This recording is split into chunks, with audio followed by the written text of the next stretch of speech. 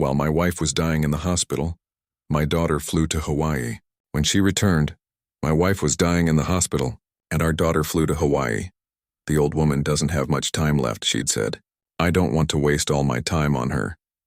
She chose beaches and cocktails over a final goodbye, betraying everything we had ever given her. But when she came back home and walked into her room, she fainted from the shocking truth that would change her life forever. Before we continue, please subscribe to the channel and let me know where you're listening from. My thumb hovered over her contact photo, Stella, smiling at some corporate event 3 years ago. The glow of the phone screen lit up the dim living room like an accusation. I'd been sitting in my father's old leather chair for 20 minutes, staring at the cold coffee beside me. Outside, March rain tapped against the windows. Inside, only the grandfather clock spoke. Tick, tick, tick. The notebook lay open on my lap. Day 11. No visit from SI. Wiped my palms on my pants, took a deep breath, and pressed dial.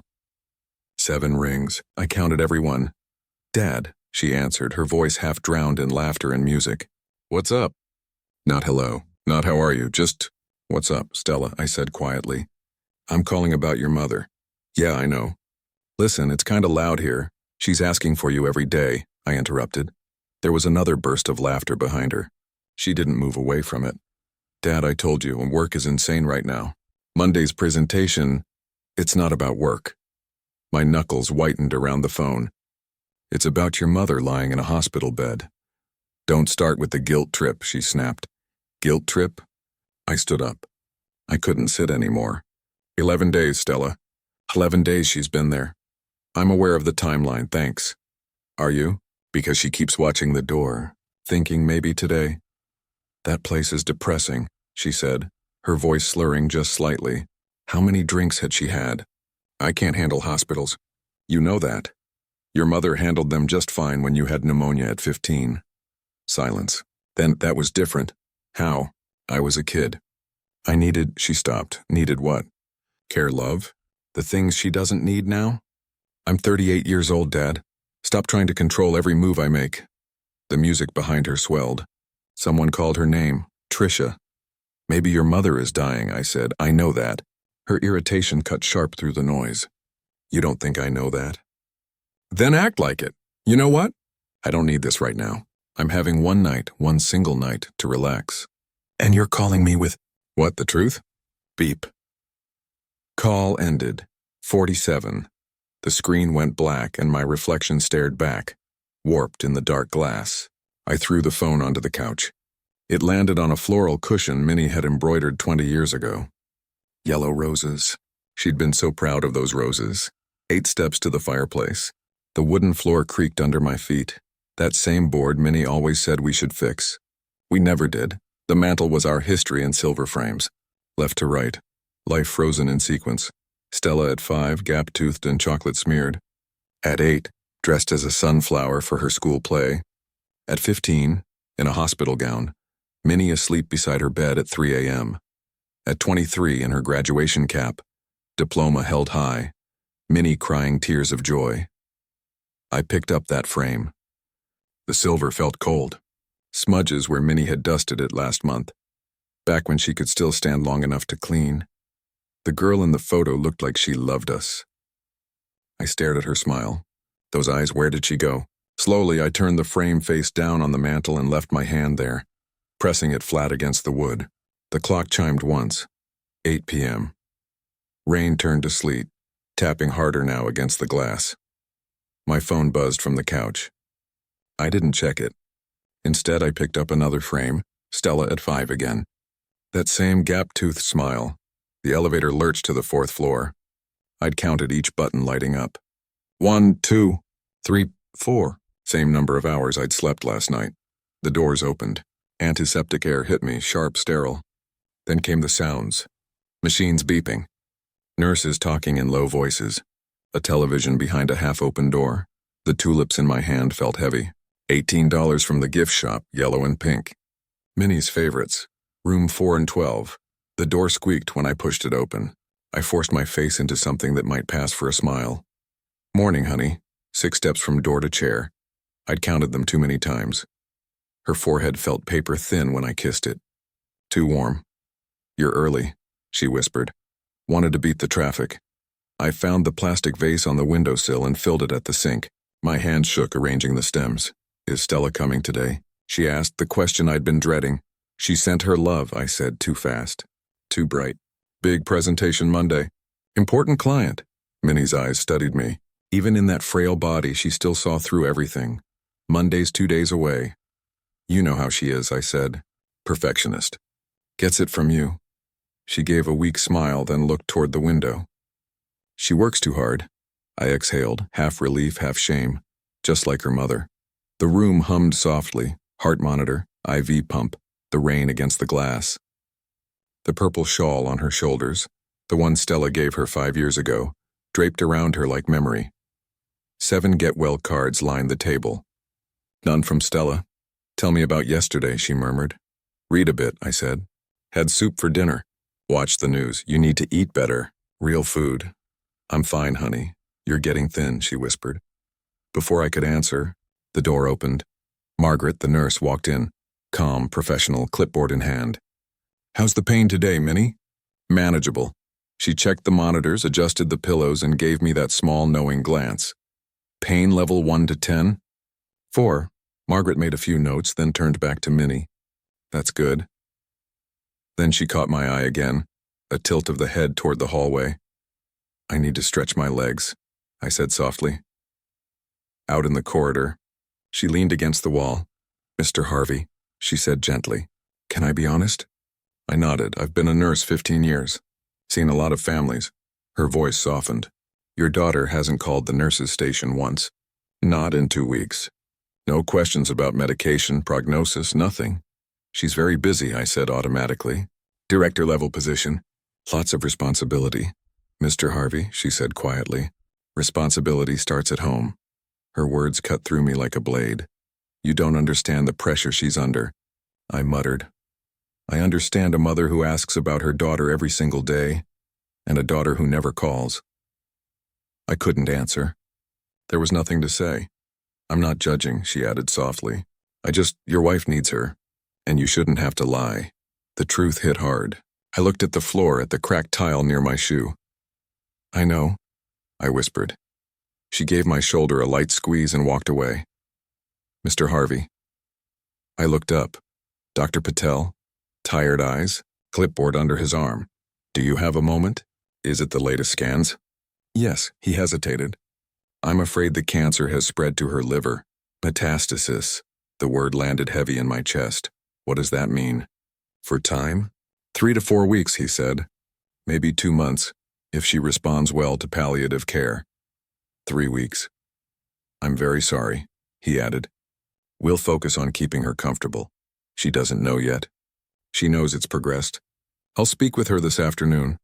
I'll be here, I said quietly. You should tell your family, he said. Spend time while she's still lucid.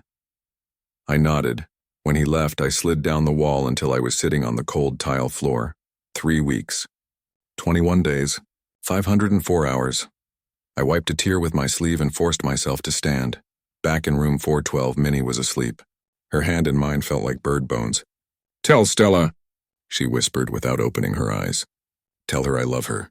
My throat tightened. I will. She drifted back into sleep. 3 weeks. And Stella was drinking cocktails. Gravel crunched under my tires when I pulled into the driveway. The porch light clicked on at 3:45, the same timer Minnie had set 5 years ago. Inside, the house swallowed me in silence. No humming from the kitchen, no radio. Just the furnace breathing somewhere below. I climbed the stairs, 14 steps. The carpet runner worn thin where time had pressed us into it. At the study door, I paused. Turned the lock behind me. For the first time in months, I needed privacy. The built-in bookshelf stood tall, oak, floor to ceiling. On the bottom shelf, 3 leather albums. I pulled out the one marked 2001-2010. It was Stella's decade, her growing up years. The pages crackled softly. There she was. 8th grade graduation. Brace's smile full of hope. 5 years old, cake smeared across her face. Minnie behind her laughing. 15 hospital gown. Minnie asleep in the chair beside her bed. 20 arms around us both on her college campus. 23. Diploma in hand, Minnie crying. I traced my finger over her face. That young girl. That love. Where did it all go? In the back pocket of the album. An envelope in Minnie's handwriting. Stella, college letters. I opened it. 8 letters dated from 1997 to 2004. I spread them across the desk. Chronological order, neat and careful. Then picked up the first one. September 1997. I still remember that night. The sound of rain against the window, the hollow tick of the old clock, and the glow of my phone screen in the dark. Stella's smiling face lit up the room like a cruel reminder. I pressed call. 7 rings.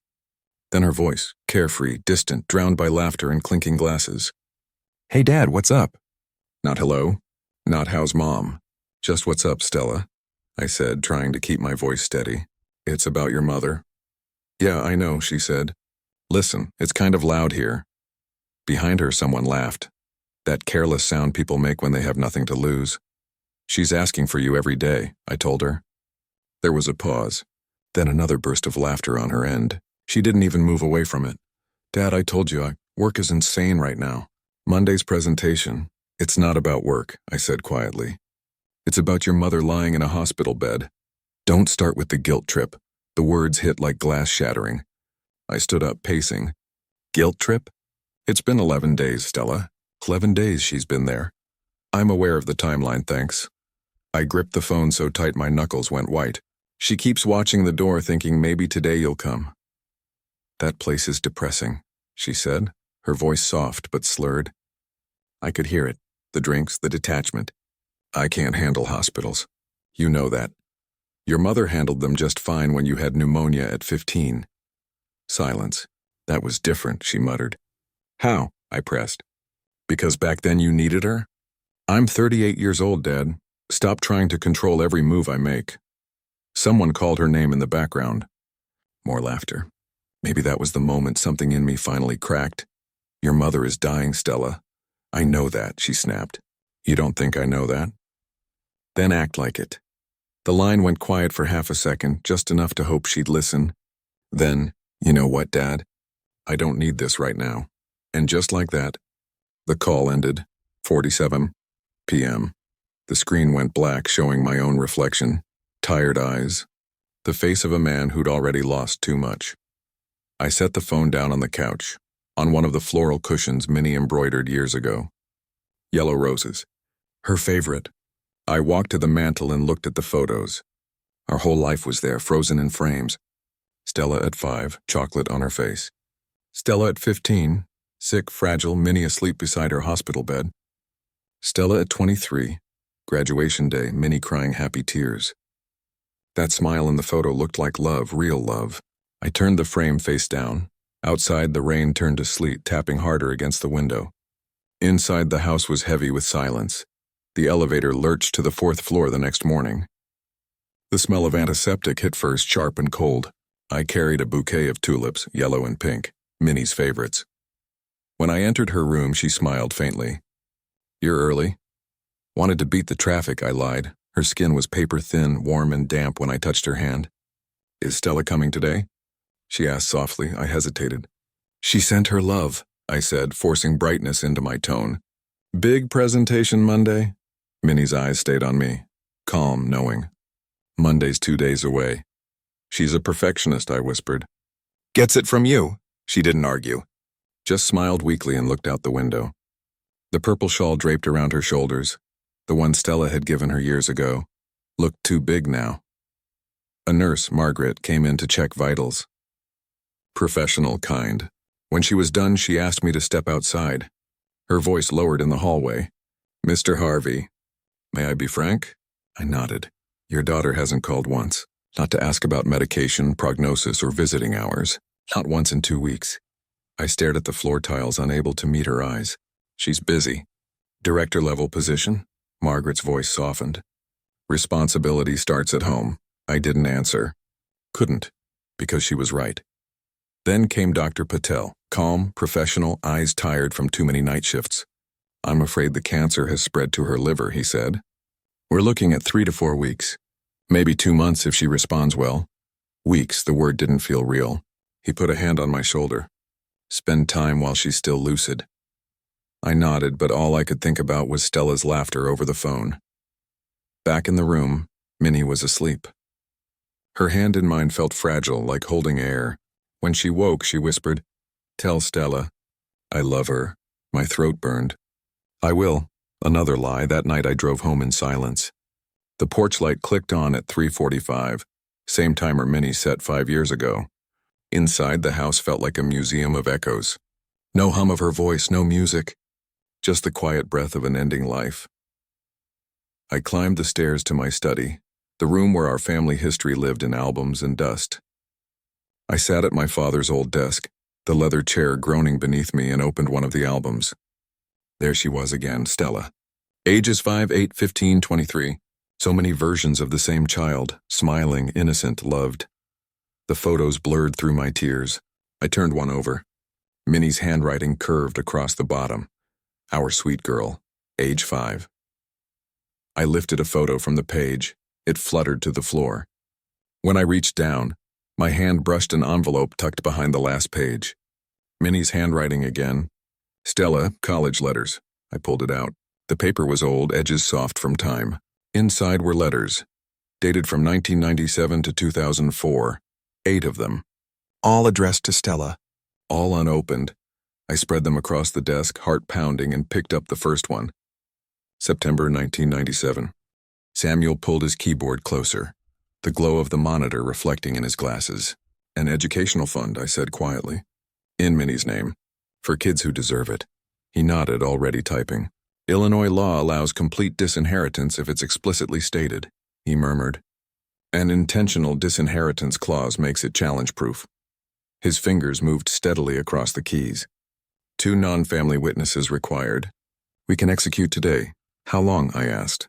An hour to draft, then signatures, he replied, eyes fixed on the screen. The only sounds in the room were the click of his keyboard and my short, deliberate answers. 30 minutes later, the laser printer hummed to life. Samuel reviewed the pages, reading the key lines aloud. I, Dewey Harvey, being of sound mind and body, intentionally make no provision for my daughter, Stella Harvey. My entire estate shall be used to establish the Minnie Harvey Educational Fund. This disinheritance is intentional and deliberate, not due to oversight or omission. He looked up from the paper. Once this is signed, it's binding. Stella will receive nothing. Good, I said. Samuel pressed the intercom. Linda, Ben, please come in. We need witnesses. They entered quietly, understanding the gravity without needing context. Samuel handed me a pen. The black ink felt heavy in my hand. Are you certain? He asked. I looked at the signature line. Never been more certain of anything. My pen moved smoothly across the page. Linda signed beneath me. Ben followed. Samuel notarized it, pressing the embosser firmly. The paper crunched under its weight. It's done, he said, sealing the document. Stella will receive nothing upon your and Minnie's passing. I sat back in the chair. Something inside me loosened, not relief, just completion. One more thing, I said. I want Stella to know why. Samuel nodded. An explanatory letter? Yes, standard executor letter plus a personal one from me. To be given when the will is read. He began to jot notes as I spoke. Write this. Your mother passed while you were on vacation. You called her the old woman. 27 social posts, 0 phone calls to her bedside. This isn't revenge, Samuel. It's justice. She didn't earn this inheritance. He finished writing, sealed everything into a manila envelope, and handed it to me. It felt heavy, final. I support this, he said quietly, for what it's worth. It's worth everything, I replied. I shook his hand, then walked to the elevator. The envelope pressed against my chest like a verdict. As the doors closed, I felt lighter. The weight I'd carried was on paper now. For 6 days, the envelope stayed in my desk drawer. Every morning I'd open it, look at it, then close the drawer again. On Monday, March 31st, Stella's latest Instagram post appeared. Last day in paradise. A photo of a sunset. A glass of wine. Moments later, my phone buzzed. Dad landing tomorrow 7:45 p.m. coming straight home. No apology. No, how's Mom? Just logistics. I typed back a single word. Okay. Then deleted everything else I'd written. That evening, I drove to the hospital. Room 412, 4th floor. Minnie was sleeping when I arrived. The oxygen mask covered most of her face now. Her breathing was shallow. Her skin had yellowed. Dr. Patel had warned me. Her liver's failing, he'd said. I sat beside her, holding her thin hand. After a few minutes, her eyes fluttered open. Dewey, she whispered. I'm here, honey. Always. Her eyes searched mine. Stella? She's coming home tomorrow, I said softly. Relief flickered across her face. I need to tell you something, I whispered, tracing circles on her hand. I changed our will. Confusion clouded her eyes. What? Stella won't inherit. It's going to a fund. In your name. For kids who want to become teachers. She tried to speak, her lips trembling. Stella. She chose Hawaii over you, Minnie. I can't forgive that. Maybe you could, but I can't. A single tear slid down her cheek. My baby? She breathed. I'm sorry, I said. I had to. She needs to learn consequences. Minnie didn't argue. She just closed her eyes again. Her breathing slowed. I love you, I whispered. This is for you. She drifted back to sleep. The next morning, I opened the envelope again. The will, the letter, my signature. I read the letter one last time. Stella, if you are reading this, your mother has passed away. You were not there. You were on vacation when she needed you most. You called her the old woman and said her remaining time wasn't worth interrupting yours. You will inherit nothing. Our estate, $620,000, will go to the Minnie Harvey Educational Fund for students who dream of becoming teachers. This is not revenge. It's consequence. You did not earn this inheritance through your actions. Your father, Dewey Harvey, I sealed the letter in a new envelope. On the front, I wrote in black marker, open immediately. Then I climbed the stairs to Stella's old room. Everything was exactly as she'd left it. The purple comforter she chose at 16, photos from high school, debate trophies, college textbooks, dust gathering quietly on her old desk. This was the room of a loving daughter. That person no longer existed. I placed the envelope neatly on her pillow, white against the purple fabric, half-closed the door behind me, waited. Rain began falling outside that night. At 7:45, Stella texted, landed, getting an Uber. By 8:30, headlights swept across the living room wall. Her key turned in the lock. The door opened. She entered, dragging her suitcase behind her, barely looking at me. Hi, Dad, she said flatly. Where's Mom? In the hospital, I replied. Where she's been, she sighed. Dad, don't start. I'm exhausted. 9-hour flight. I'm sure, I said quietly. She caught my tone, frowned. Look, I'll visit tomorrow, okay? I need sleep, I said nothing. Just watched her. Whatever, she muttered, climbing the stairs. 14 steps. Each one echoing like a countdown. Then silence. A tear of paper. Pages rustling, and then her voice, sharp, panicked. This can't be real. You will inherit nothing. What is this? A thud followed. The sound of a body hitting the floor. I set my coffee cup down and climbed the stairs, one at a time. 14 steps. She was on the floor, eyes closed, letter clutched in her hand. Alive, breathing. Just fainted. I knelt beside her, sprinkled cold water on her face. She stirred, confused, eyes darting around the room. Dad, that letter, that will, tell me it's not real. It's real. You can't do this. I already did. Tears welled in her eyes. Dad, I'm sorry, okay? I'll visit Mom tomorrow. I promise, and tomorrow's too late. You can't cut me out. I'm your daughter! Are you? I asked quietly. The question stopped her cold. You called your mother the old woman, I said. While she was dying, I didn't mean it. You said, and I quote, the old woman doesn't have much time left. I'm not wasting mine sitting in a hospital. I was stressed, she shouted. You don't know what it's like. I know exactly what it's like, I cut in. You were at a business meeting. Then you went to Hawaii. I needed that vacation. For your mental health, I said bitterly. While your mother begged to see you one last time, she crumbled to her knees, sobbing. Please, Daddy, I'll change. I'll make it right. You're not sorry you hurt her, I said. You're sorry you lost money. She covered her face, shaking. Tell me what to do. Nothing. It's done. I turned to leave. She followed, crying, pleading, but I kept walking. Down the stairs. Into the living room. I laid a series of photos on the coffee table, printouts of her posts. March 19th, I said, pointing to the first. O'Hare Airport. Off to paradise. That morning your mother couldn't swallow water. Another. March 20th, Waikiki Beach, living my best life. That day they put in her catheter, one after another. Each post, each caption, matched with her mother's suffering. By the end, the table was covered with her joy and her mother's pain. I showed her our texts, my messages about her mother's condition. Her replies, just okay. 27 posts, I said quietly. 0 calls, her voice broke. I thought I had time. You had time, I said coldly. For helicopter rides and cocktails. Then I told her the truth. Your mother died today. At 6:30 p.m. while you were flying home. She froze. No, you're lying. I was there. She asked for you. Her last words were, "Where's Stella?" I told her you were coming. She waited. Then stopped breathing. Stella collapsed. The sound that came out of her wasn't a cry. It was something primal, raw, unbearable. She rocked back and forth on the floor, surrounded by photos of her vacation. Her mother's last word was her name, a question she never answered. The funeral was held on April 5th. Tulips everywhere. Minnie's favorite. I delivered the eulogy. Minnie Harvey was the best person I ever knew. She was a teacher, not just in school, but in life. She believed in people even when they didn't deserve it. Now her legacy will live on through the children she'll help through the educational fund we created. No mention of Stella. She sat in the back row, isolated, ignored. At the cemetery, she waited until everyone had left to approach the grave. I didn't wait. Monday evening, 5:30 p.m., she stood by the door with her last suitcase. "Dad," she said softly, "I know you're angry, but I'm still your daughter." "You were," I said. "Past tense. You can't just erase me. You erased yourself." Tears welled in her eyes. "I'll contest it. Go ahead," I said calmly.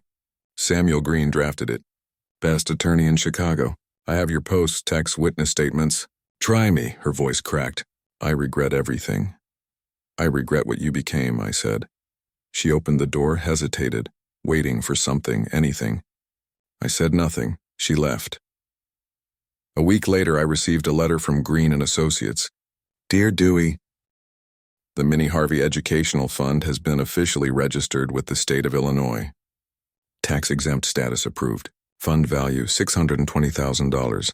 First scholarships awarded September 2025. 15 recipients, $5,000 each. First awardee, Maria Gonzalez, 15, daughter of a cleaning worker, dreams of becoming an English teacher. 4.0 GPA, volunteer tutor. Exactly the kind of student Minnie would have chosen. I sat on the garden bench where Minnie and I had our morning coffee for 40 years. Spring sunlight warmed my face. I took her photo from my wallet, the one from before the illness, before everything. Just her smiling. "I did it, honey," I said softly. "You wanted forgiveness. I wanted justice." I smiled at her picture. Justice wasn't revenge. It was consequence. And consequence had finally arrived. If you like this story, please like this video, subscribe to the channel, and share your impressions of this story in the comments. To listen to the next story, click on the box on the left. Thank you.